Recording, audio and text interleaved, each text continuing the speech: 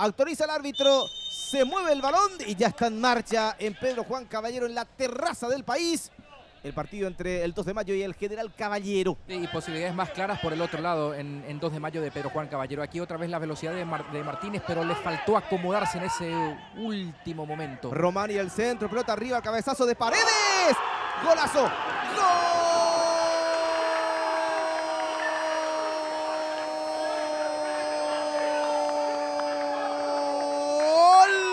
Del 2 de mayo de Pedro Juan Caballero. Jugada gestada por el costado derecho. Román y el centro. En el medio estaba Leguizamón, pero en el segundo poste llegaba saltando más que todo Cristian Paredes. Aplica el testazo. Vence la resistencia del portero Arévalos y rompe el cero en la terraza del país.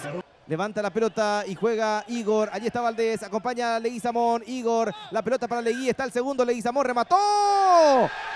¡Gol!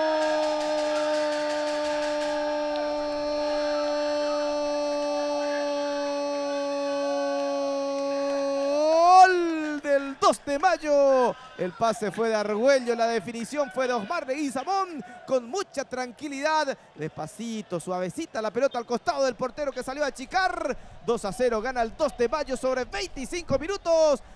La pelota para Oviedo. Oviedo lanza la pelota. El juego para Víctor Argüello, remató. ¡Golazo! Si faltaba algo, Landolfi. ¡Gol!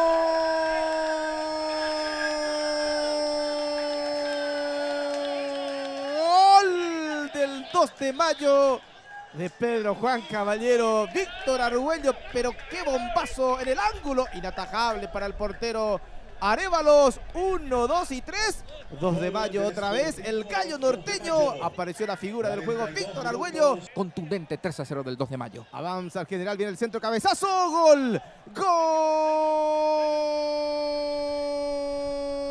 Gol de General Caballero. Clementino González. El centro fue bueno.